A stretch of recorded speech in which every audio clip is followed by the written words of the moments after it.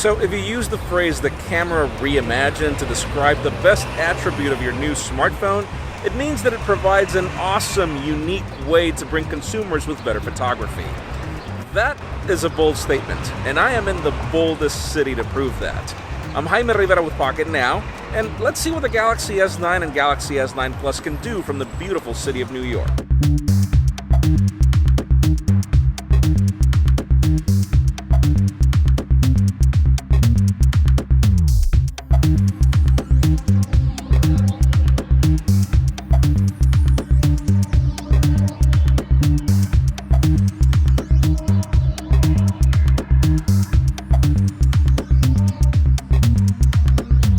So keep in mind, our final review of the Galaxy S9 Plus is already live with our verdict on photography and a ton of things, but we had so many questions over the differences with the Galaxy S9 that the awesome folks at B&H hooked us up with a unit, and this video is mostly going to focus on the differences, which aren't really significant. So what makes this camera special is that I would consider it to be the most versatile in the market. Usually every smartphone and its primary camera has a fixed aperture. The Galaxy S9 has a very neat party trick where the camera aperture varies depending on the situation if you're in auto mode. It goes to f2.4 aperture if you're in bright sunlight, and then if you're in the dark scenario, it goes all the way up to f1.5, which is the brightest aperture in a smartphone available to date. And then if you go for the Galaxy S9 Plus, you have the advantage of a secondary 12-megapixel camera that will provide you with both portrait photography and also a zoom lens at 2x optical zoom.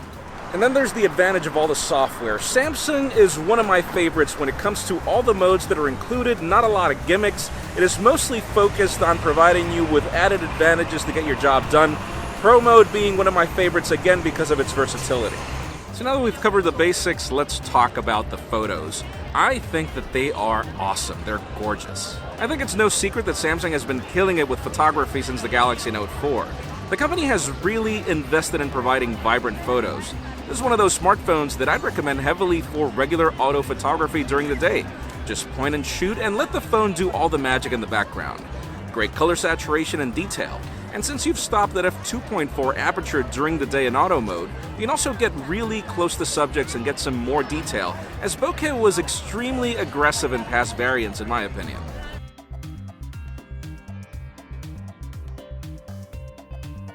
Now switching to the Galaxy S9 Plus, you have the advantage of the telephoto lens, which pretty much mimics a good 50mm for street photography, if that's your thing. Also, you have the 2x optical zoom.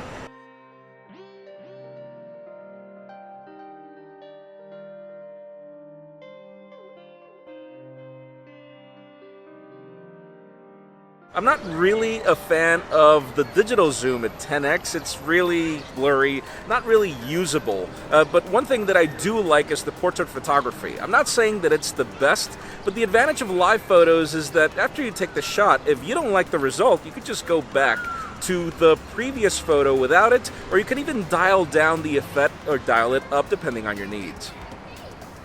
And then in the case of night photography, I have to say, this phone is great for the most part.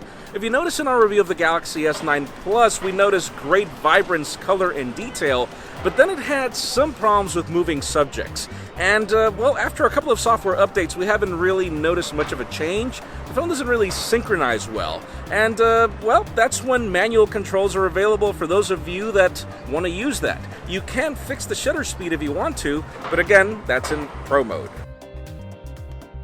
And then video recording. The Galaxy S9 is actually one of the phones that I recommend the most for this. I mean, all the street photography in this video was actually filmed on the Galaxy S9 and S9 Plus.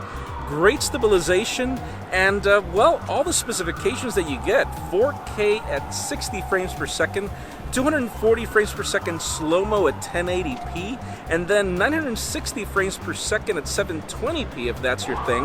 And, well, even if I'm not really a fan of the field of view of the selfie video, it is really great, again, because of the stabilization provided.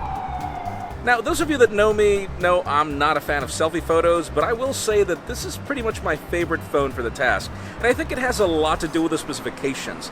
f1.7 aperture and 8 megapixels is really good. In most cases, particularly in low light, I feel this phone provides the widest and the best amount of detail in the shot. Again, this is my particular preference, no selfie expert here. Overall, I think it's clear why I recommend this as probably one of the best phones of 2018. It's got the most versatile camera, the one that I would trust in most point-and-shoot scenarios. Obviously, it's not perfect, it's got things that could be improved, but let us know in the comments what are your thoughts about the Galaxy S9 and Galaxy S9 Plus. Friends, that's it for another episode of Smartphone Cameras in Real Life. Let us know what you think about this concept in the comments down below. Make sure you also follow us on social media and subscribe to our channel for more videos like this one. And follow me on Twitter, Jaime_Rivera, on Instagram at Jaime Rivera. Please give this video a thumbs up if you like what you saw. I'm Jaime Rivera. Thanks so much for watching. We'll see you on the next one.